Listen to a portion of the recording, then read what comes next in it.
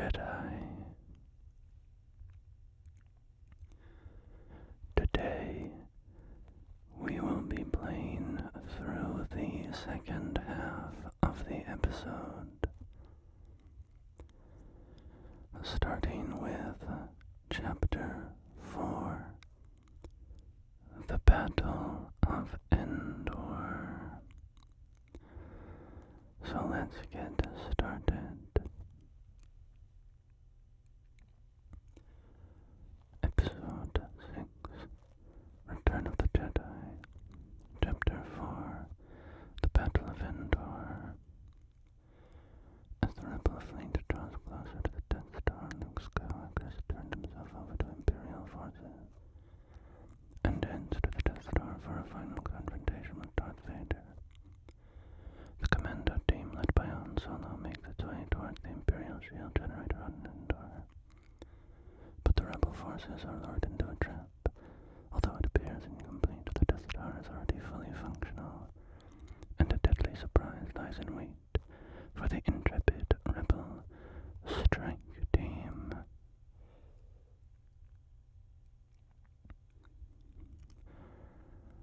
So, here we are, back on Endor,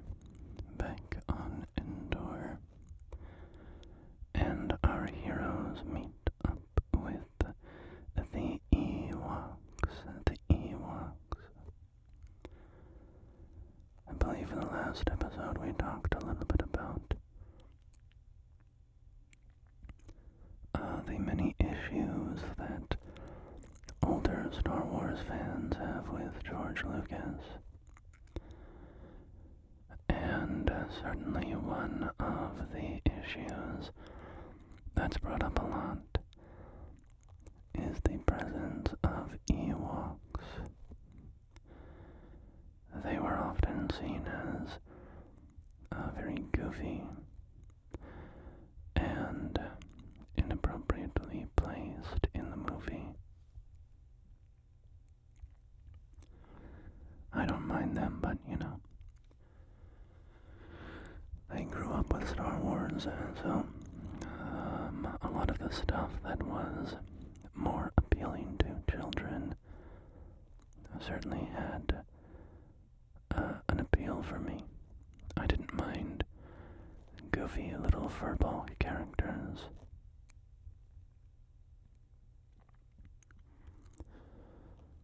So in the first half of Return of the Jedi, we saw Luke, Chewbacca, and Princess Leia, and of course our two droid heroes, break into Jabba's palace to rescue Han Solo. Princess Leia killed the vile slug-like gang boss.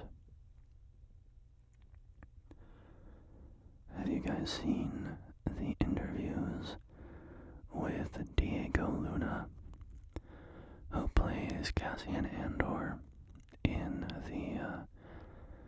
the Star Wars universe? Have you seen the compilations of him talking about how much he wants to touch Jabba the Hutt? It is very funny. He's always like, "Don't you want to touch Jabba? I want to know what Jabba feels like. What is the texture of his skin?" There's a compilation you can find of just interview after interview where Diego fantasizes about, getting hands-on with the Hutt Lord himself. I don't think he ever actually got to touch Jabba as much as he might have wanted to. Which is a sad thing, a very sad thing. So, we have Wicket here with us as our Ewok character who can crawl through vents that only short characters can go through. I'm just locking onto my teammates here and beating the crap out of the droids, which is not appropriate. Very rude of me to do. And we are up in the Ewok tree forts. This is making me think of Star Wars Battlefront 2.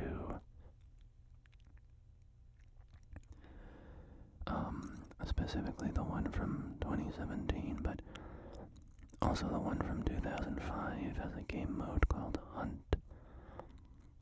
And in that you play as stormtroopers versus Ewoks. And in the 2017 version of Battlefront 2, they sort of modified that game mode. It's called Ewok Hunt, and it's a lot of fun. You are on Endor at night with nothing but the flashlight on your blaster, and you are locked into first person, and you are playing as a stormtrooper. And I think one or two players are randomly selected at the beginning of the match to play as Ewoks. And the Ewoks can see much better in the dark. And they run around and try to kill the stormtroopers. And any stormtrooper player that is killed becomes an Ewok.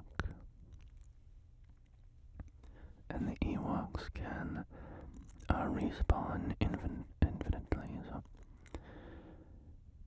it's this high tension sort of horror game almost where you have no mini-map, none of the sort of normal benefits than you would have in a game like Battlefront. And you're just being hunted by the Ewoks in the dark. I played a fair amount of that game mode with my friends, and that was always a lot of fun. Especially with no minimap, you know, you try to sort of find each other by referencing the landmarks. You'd say like, oh, I'm over by the the fallen ATSD that's on fire or whatever.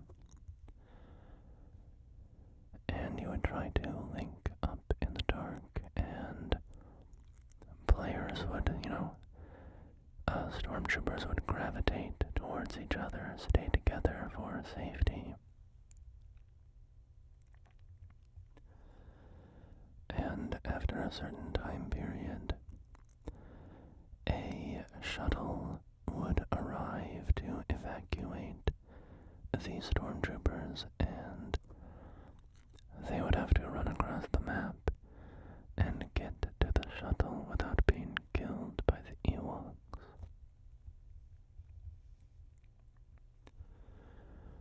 More often than not, in my experience, the Ewoks would win this game mode. It was pretty difficult to make it to the shuttle, to survive that long, and then safely make it to the shuttle pickup area without being cut down by the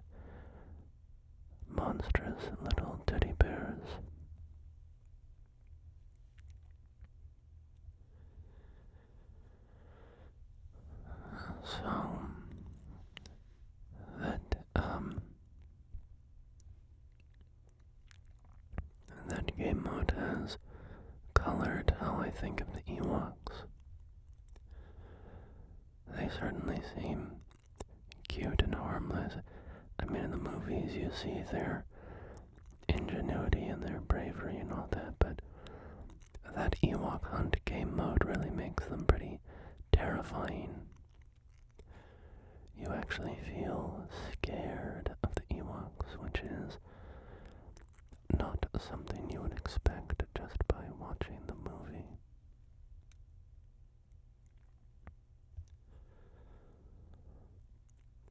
George Lucas certainly loves his cute little alien creatures that kids are gonna love. You have the Ewoks, and you have Jar Jar Binks. That was something that he said. I forget if he was talking to Dave Filoni or maybe some creative executive at Disney after he sold the rights, but his sort of parting message was, remember, Star Wars is for 12-year-old boys. And I certainly don't think he means that in the sense of Star Wars can't be enjoyed by adults, The whole prequel trilogy is very adult-oriented in a lot of its themes. That's sort of the fatal flaw of the prequels, isn't it? For a lot of people, anyways.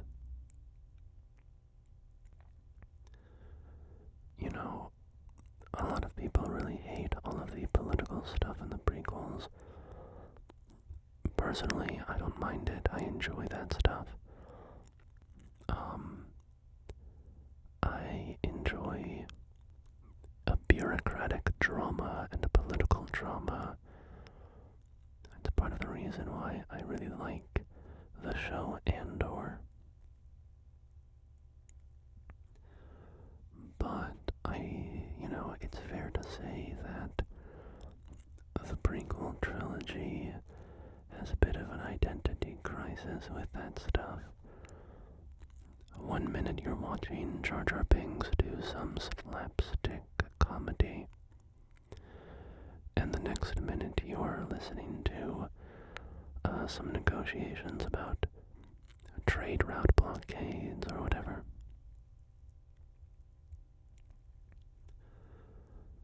Again, I have talked before about how I can't help but love the prequels, even with any flaws that they have, and I certainly know that they are flawed. But even that, where I can recognize, well, sure, it's totally inconsistent to switch between those things. I don't really mind it. I think it works well enough to have the different styles of story, I guess, within the same movie. But I can also understand somebody being like, well, I don't want to watch a political drama and then watch Jar Jar, slip on a banana peel in the same movie. Those should be different from each other. And I think that's fair enough. That's a reasonable perspective to have.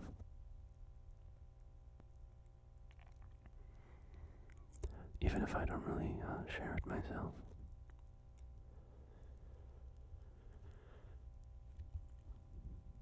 So here we have the bunker that our team of commandos is trying to break into. And of course, in this group of commandos fighting on Endor, we see, not in this game, but in the movie, we see an older man with a white beard this forest print camo uniform of the Rebels. And thanks to Dave Filoni in the Rebels TV show,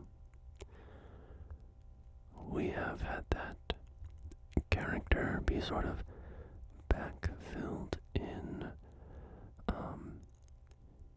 backdated almost to be Rex the clone, who survived the Clone Wars. And in the Rebels TV show, we see him wearing the forest print outfit, which is it doesn't really make any sense that he would have that exact outfit. That would then be used, I don't know, the timeline is Rebels months before this, or maybe a year or something. Oh no, because I guess in Rebels, we know that Luke is still a little kid, I think. Yeah, I think Rebels is a few years before the Battle of Yavin. So anyways, obviously they put Rex in that outfit just to be cute and be like, hey, Rex is actually this guy from the original movie. And I think that's a fine thing to do. You know, Star Wars certainly has a history at this point of being like, oh hey, you know that random background character? I mean, it's the joke, right? You know, Glup Shido or whatever. Turns out that he actually has a whole backstory that we've now filled in.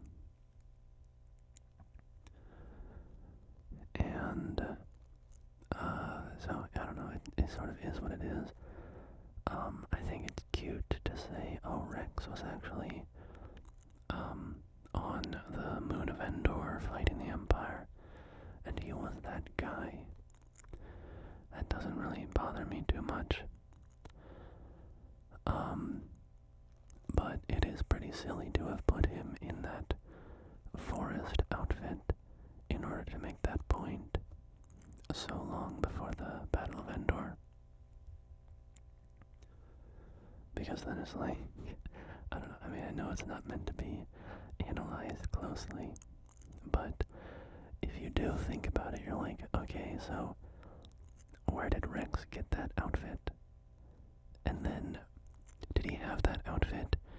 And then, Mon Mothma or somebody was like, oh, excuse me, Rex, that's a great forest camo, uniform. Can you put me in touch with the supplier that made that? I'd like to equip the Rebel Army with that for, operations on forest planets.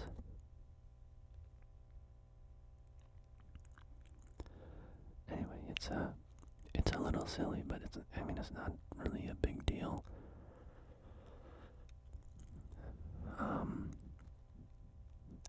I think there could have been a more subtle way of making that connection, but it's fine, it's whatever. It's just one of those things that Star Wars does now, where there always has to be these connections and these tie-ins and whatever. And Star Wars has been like that for years and years and years, right? As soon as all of the, the original trilogy comes out, you've got all sorts of novelizations and stuff, and, all these expansions of character lore, and, we get all these stories about what the Clone Wars are, and who Boba Fett is, and Dengar, and all these people.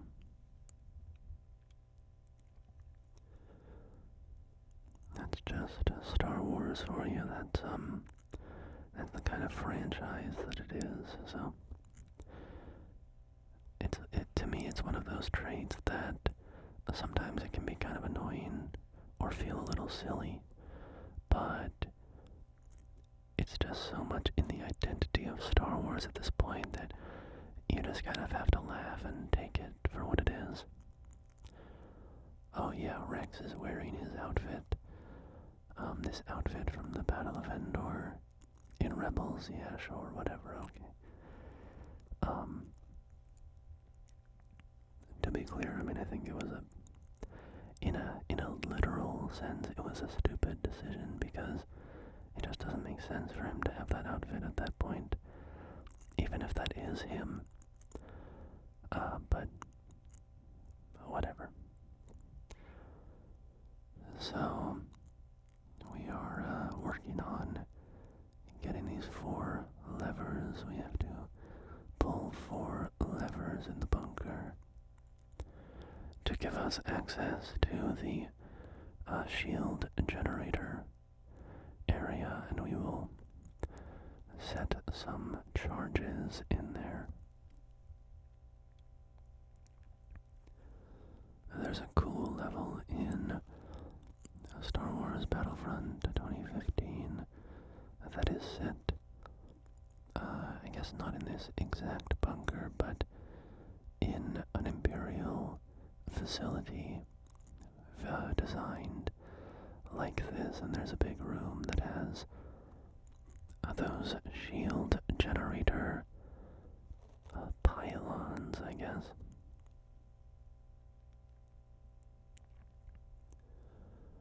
And I just demonstrated there my classic inability to judge directions in these 3D games.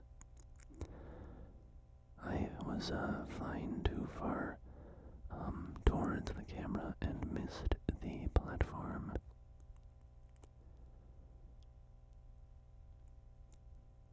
Now we can build a little vent for Wicket to go through. Little Wicket, little Wicket, little Wicket.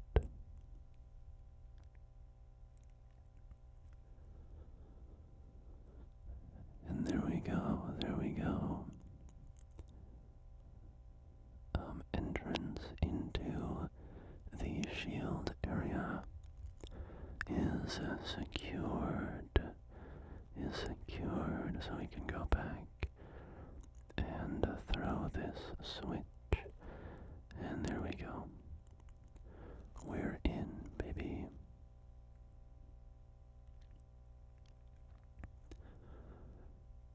We just build these charges. I like these pylons, these little generator pylons. They just have a cool design that I enjoy for some reason. My studs, not my studs. I like that little shoulder check that Chewbacca and Leia do there. It's kind of cute.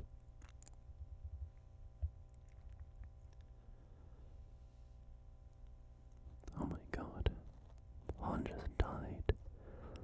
They just killed Han Solo.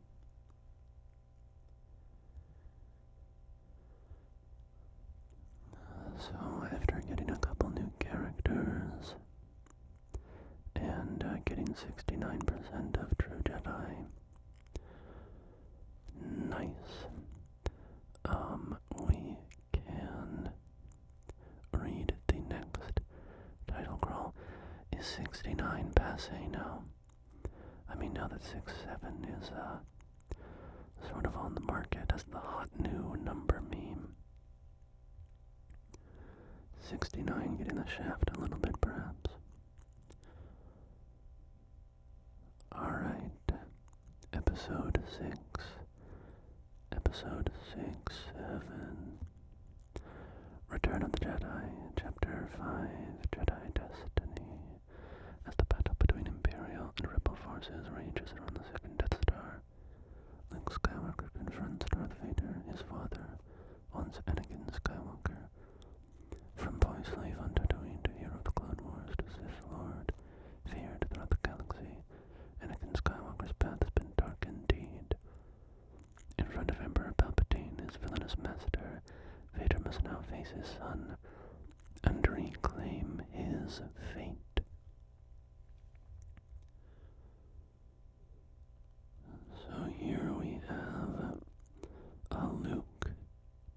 himself in to the Empire.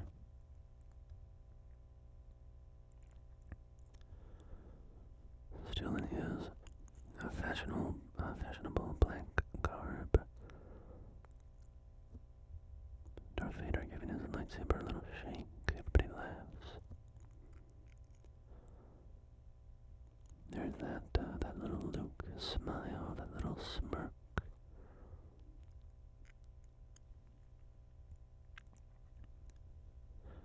Mark Hamill was a great choice for Luke. He's very boyish, very kind of naive in a sense. Also, Emperor Palpatine having to like slide off of his throne like that is pretty funny. But yeah, Mark Hamill's very boyish, very sort of gives off a naivete, but was also able to bring the sort of purity of heart that Luke needed. He was a great casting for Luke Skywalker. All the roles are cast really well, you know. They got a great group of actors to perform these characters.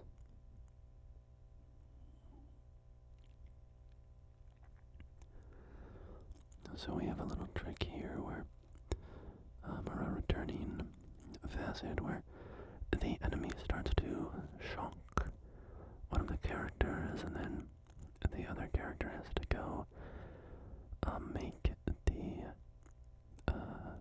to use a blow against them and break the lightning connection. We are fighting these red Imperial guards who have quite a bit of health, but now that we have Vader, we can just choke them out. Also, hooray, we have finally unlocked Darth Vader as a playable character. We finally have Vader himself. And that might be the first Sith that we've unlocked. I'm not sure if I've purchased like Darth Maul or whatever.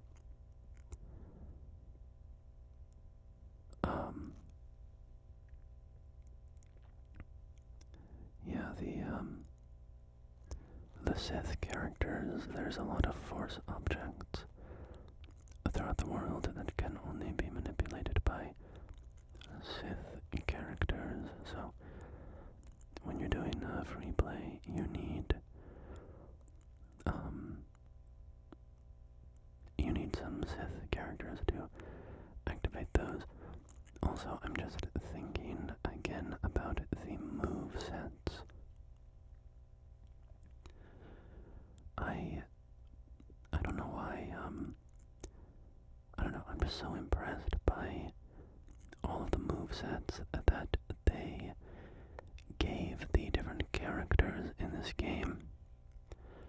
I know there's some repetitions, I'm sure, but, you know, for instance, like, when you're melee fighting with Han Solo, he does this whole, like, punching combo, whereas Lando does, like, a kicking-focused combo.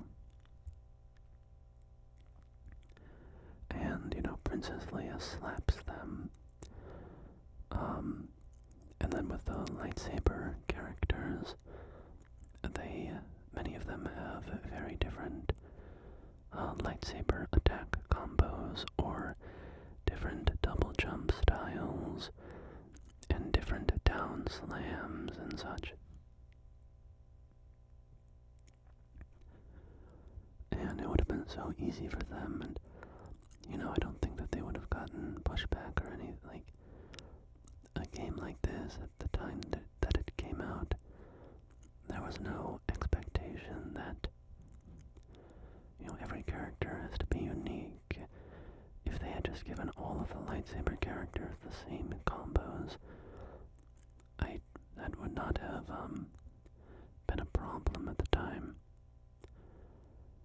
But they went the extra mile and did that. adds a great, it just adds a great charm to the game. The fact that when you play as Chewbacca, you rip the arms off of your enemies when you fight in melee. You know, it wouldn't have been a problem if Chewbacca's melee combo was just a punching combo, the same as like Han's or whatever. But they did something unique, and I really appreciate that. What is the solution to this puzzle? What am I doing wrong? How do you,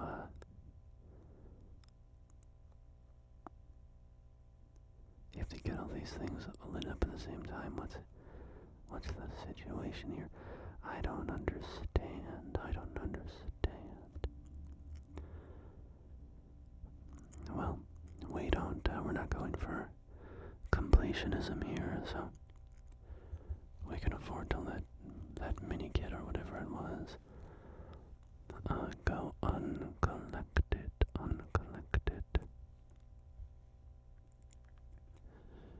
Maybe we can return to this game at some point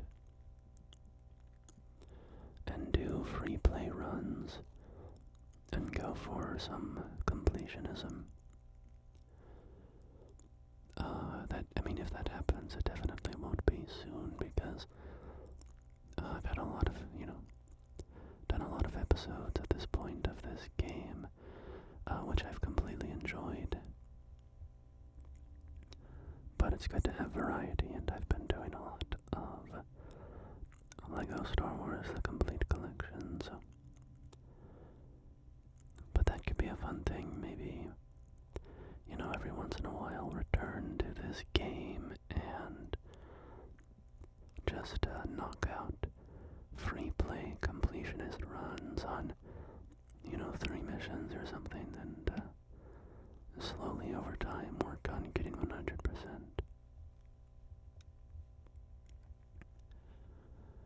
Realistically, I probably won't do that.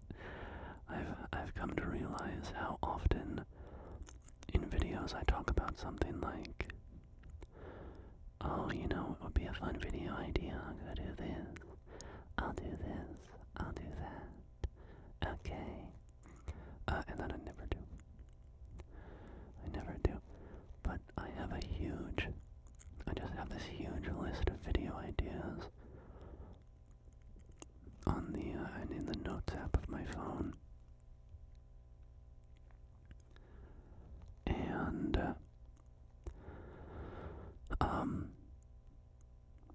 sorry, I just got distracted for a minute. Here we have Vader saving the day. And with so many video ideas, it takes a while to get to them all, so all of my ideas, take, just don't make that many. Anyway, we have the great moment here of, I want to see you with my own eyes.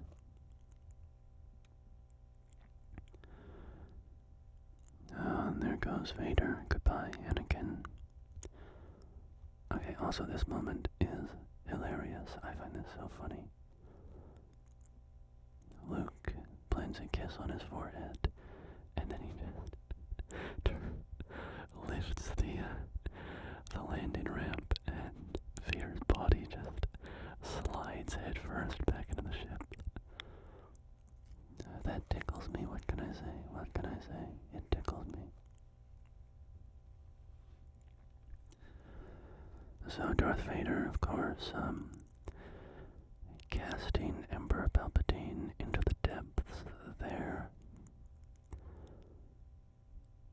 Emperor Palpatine dead once and for all. Right. That was the whole point of the Skywalker family line, right? Anakin's fall to darkness and his return to the light. Capped by his return to his son, his defense of his son, and his killing of his Sith Lord Master. Surely we wouldn't negate all of that. Episode 6, Return of the Jedi, Chapter 6, Into the Death Star. With help from the Ewoks, the rebels have finally managed to destroy the Death Star shield generator on Endor. In the sky above, the rebel fleet has come under intense fire from Imperial craft and the Death Star itself. Many ships have been destroyed. But General Lando Calrissian is now able to lead the final assault of the Empire's ultimate weapon and pilot the Millennium Falcon deep into its dark heart. Deep into its dark heart.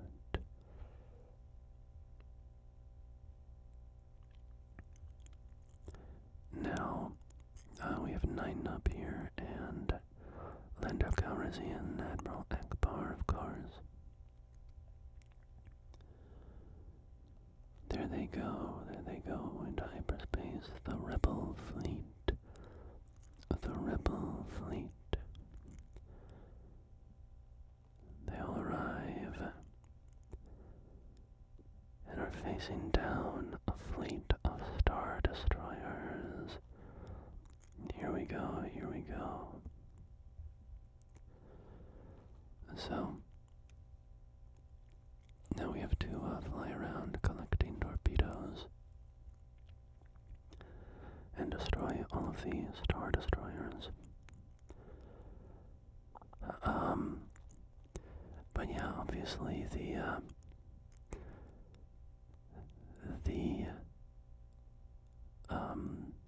death of Palpatine is not permanent, and you can't even really lay this entirely at Disney's feet.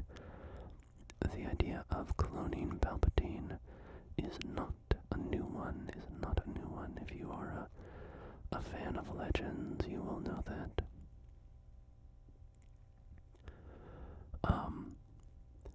But, I might as well talk a little bit about the new trilogy, the Disney sequel trilogy, and talk a little bit about my critiques of that.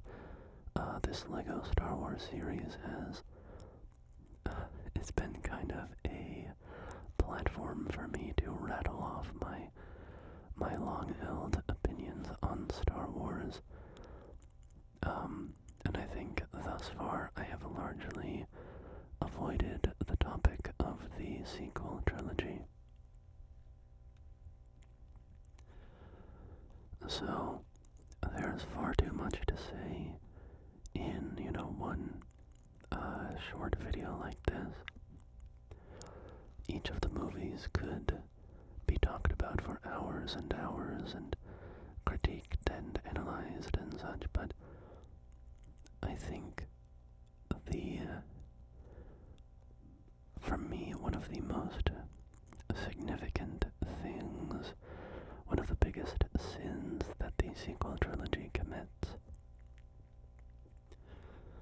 is sort of disrespecting the work that came before, the narrative of the original and prequel trilogy. And there's all sorts of major sins you could talk about, right? From a production standpoint, from a behind-the-scenes standpoint. From that angle, my biggest issue with the sequel trilogy is that there was not a unified vision behind it. So I like this little bit here. Bit of physical comedy there with Nine Nub slapping Lando's hand away. So yeah, because they were switching, like, movie showrunners or whatever you would call it, creative directors, not only literally the directors, but the screenwriters and such, there was nobody in the driver's seat mapping out the arc of the trilogy. Even taking it movie by movie with one cohesive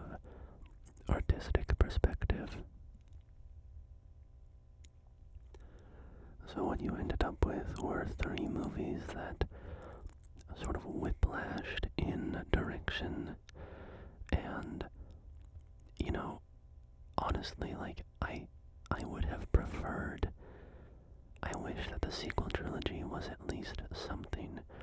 The biggest problem with it, from like a higher level perspective, is that the sequel trilogy does not exist.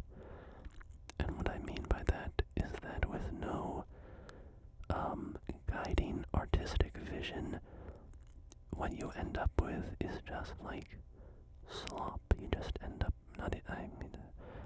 it's not the right way of putting it. What you end up with is a disjointed, meaningless collection of movies. Each movie on its own is sort of trying to do something, but as a collection, as a trilogy, they are saying nothing because they were not created as a trilogy. They were created as three individual movies that were trying to tie into each other from one to the next.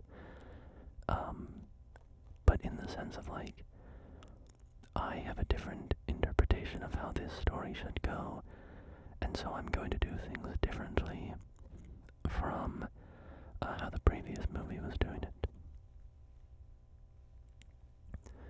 So anyway, that's the biggest sin in terms of production. I would have preferred how do I put this? I would have preferred a sequel trilogy that I thought was worse in many ways if it at least was a unified artistic idea. Because then at least you could sort of critique it as a body of work. But it's not. It's this confused mess of self-contradictory ideas. Nothing's unified, nothing's working together. And so it's just nothing from the get-go. But putting that aside and trying to actually look at the trilogy as a piece of art, my biggest problem with it is that the original trilogy is about a father and a son. It's about the Skywalker family. Not just a father and a son, right, but also Leia, so a father and his children. But sort of very, very specifically about Vader and Luke, because Leia is important, but Luke obviously becomes the Jedi and is the one that confronts Vader and returns him to the light. So it's about that Skywalker family. It's about a father that has been lost to evil and how he comes back. The prequel trilogy, George Lucas shows us how this man fell to evil in the first place. He shows us the story of the corruption of Anakin Skywalker. And so then when you take the prequel trilogy and the original trilogy together, you end up with a sort of cohesive narrative where it's about Anakin, right? It is the rise of this good-hearted man with love in his heart, how he became corrupted, and then how his family brought him back to the light, and he redeemed himself in his final moments.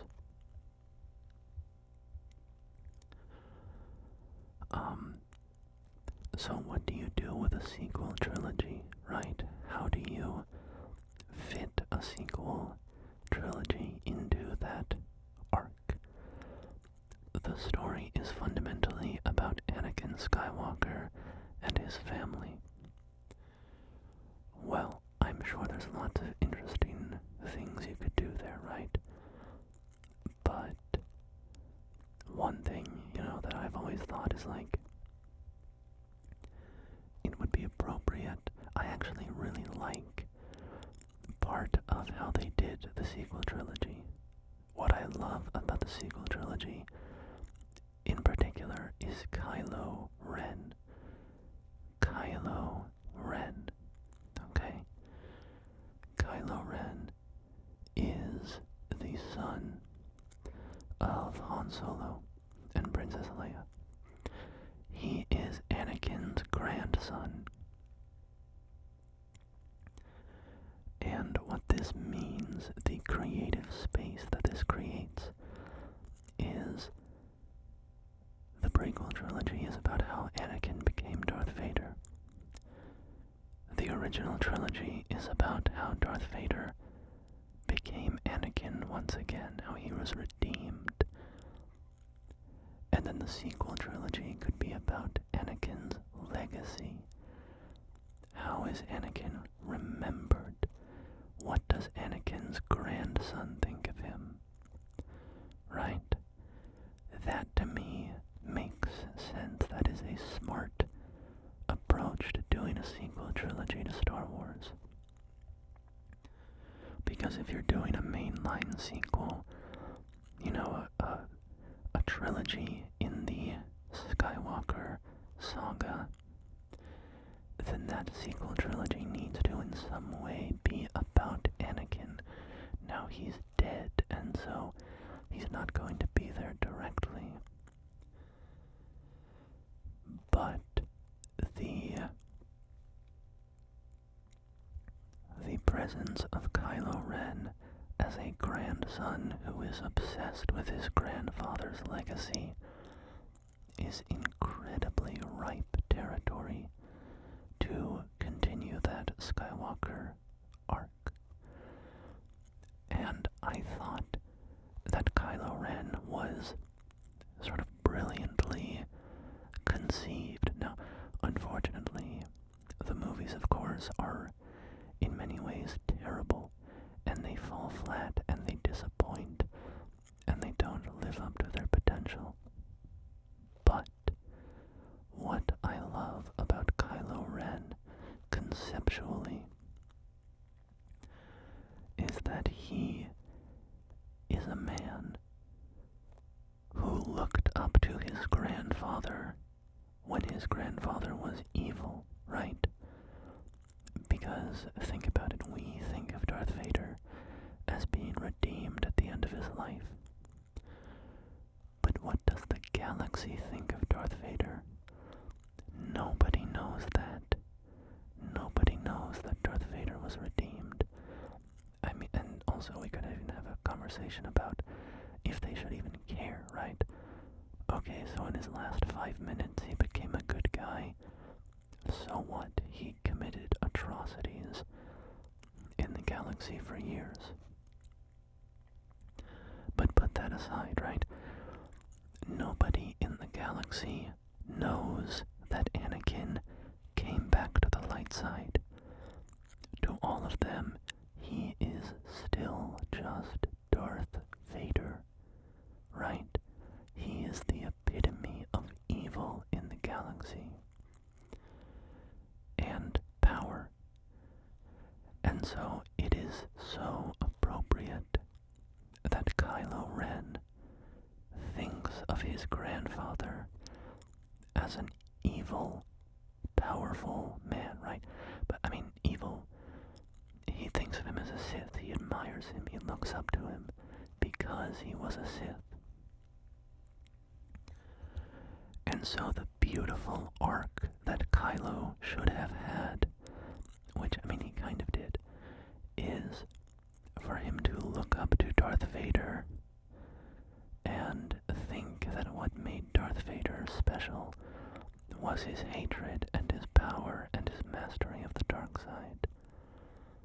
And then what you find out, what Kylo comes to find out, is that no, what made Darth Vader special was the fact that he returned to the light. You know? Also, because the video is running a little short, I think we're going to do a little, like a character bonus game or something.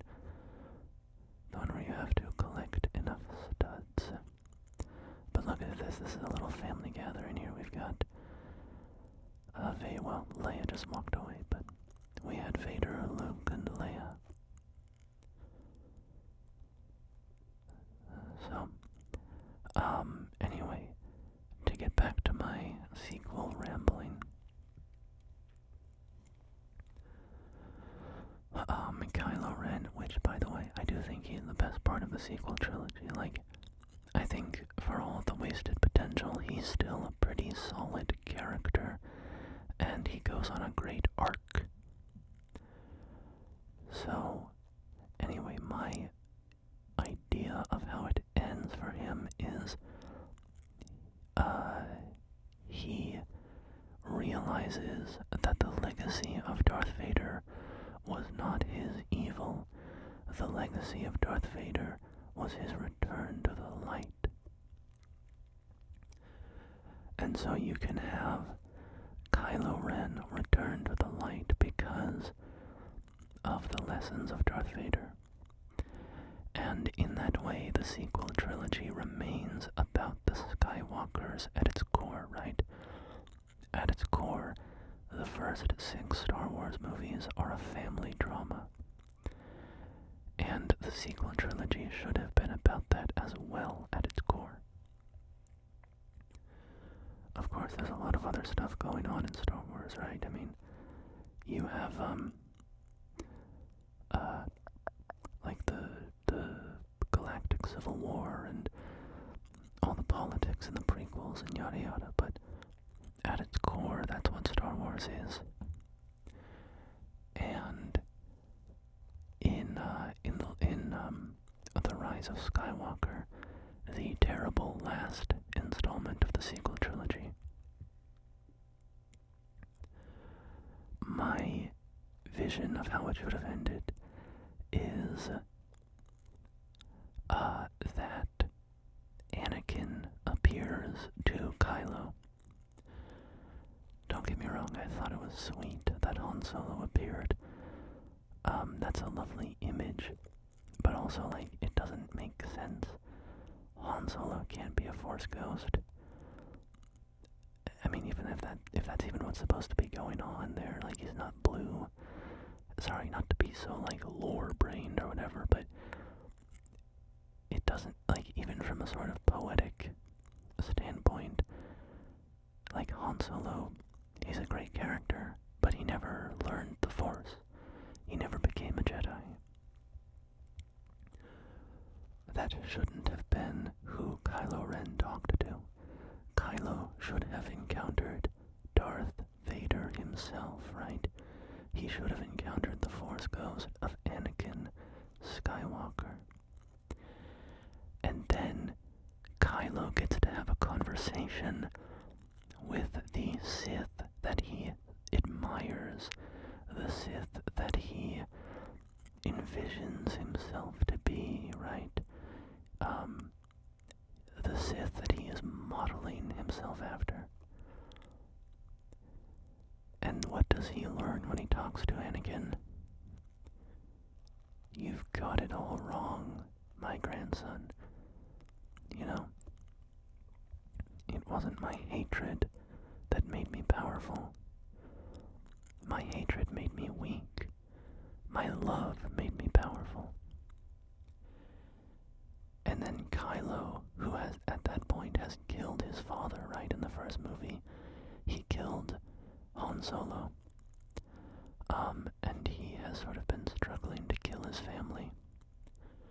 At that point, you know, Kylo is confronted with the fact that his idol, his grandfather, is telling him, "You're wrong."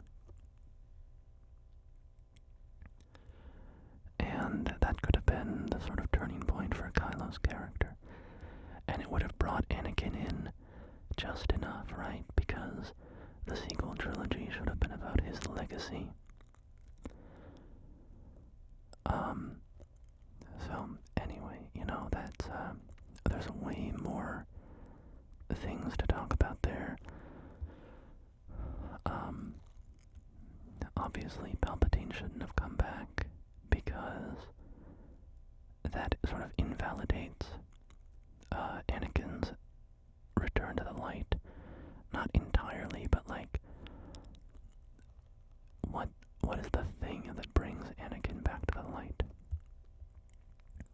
is Palpatine killing Luke, and Darth Vader returns to the light by killing Palpatine to save his son. But then in the sequel trilogy, you just bring Palpatine back, which I know was just J.J. Abrams, in the last quarter, just doing something stupid, but, obviously Palpatine shouldn't have come back because it makes Anakin's sacrifice, meaningless to a large degree. So, yeah, there are way more issues to be talked about. There are endless problems with the sequel trilogy that we could yammer about for days and days, right? But for me, if I could have just slipped like a one-sentence command, if you could get like one short sentence into Disney headquarters, right? And be like, you have to try to implement this in the new Star Wars trilogy. My short sentence would be like, it should be about the legacy of Anakin.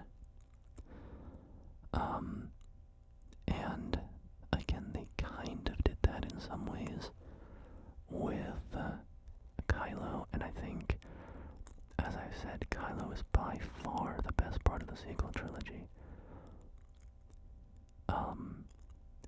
When you think about characters, that are interesting, what you're thinking about is, in general, you're thinking about characters that go on a journey. Characters are interesting when they change. Characters are interesting when they are different at the end of the story than they are at the beginning. And when you think about that in the context of the sequel trilogy, nobody changes more than Kylo. Rey has her own stuff going on, kind of. Finn has his own stuff going on, sort of. There's characters are going through journeys, kind of. Rey learns how to be a Jedi, I guess, but that's not really a compelling change from an emotional perspective. That's not the kind of thing that, becoming a Jedi isn't a character arc. It's the things that happen to you to become a Jedi, or that you learn while you're becoming a Jedi. That's what's interesting. Luke isn't interesting because he became a Jedi. Luke is interesting because of the lessons that he learned and the changes to his, his personality and his ideology, because of what he learned becoming a Jedi. So, anyway, Kylo Ren he's far and away the best part of the sequel trilogy. And,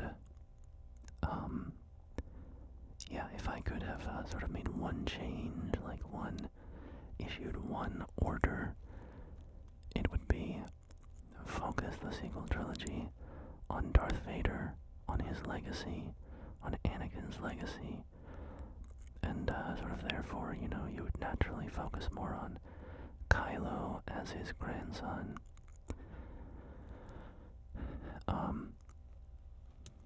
But obviously, if you get into specifics, if you really want to drill down, there are so many problems with the sequel trilogy that you could talk about. But anyway, I will stop my ranting, my crazed rambling, my raving about Star Wars. I have yammered long enough to get us to about an hour, and we played through that little bonus area, so with all that in mind, thank you for joining me. I don't know what we have as always, I will figure that out, and whatever it is, I will see you next time. But we'll just grab a few more studs. I always like to build this little, like satellite array thing out here. It gives you a nice handful of studs for very little work. We have the gold bricks over there. I do think I'm definitely going to return to this game to explore the bonus content. They have like little Lego City areas, and some of the old missions, which, I was talking about the Republic ship one on Geonosis, and how much harder I had it in my memory, and there's a reason for that I recalled. But I'll talk about that in the bonus content episode.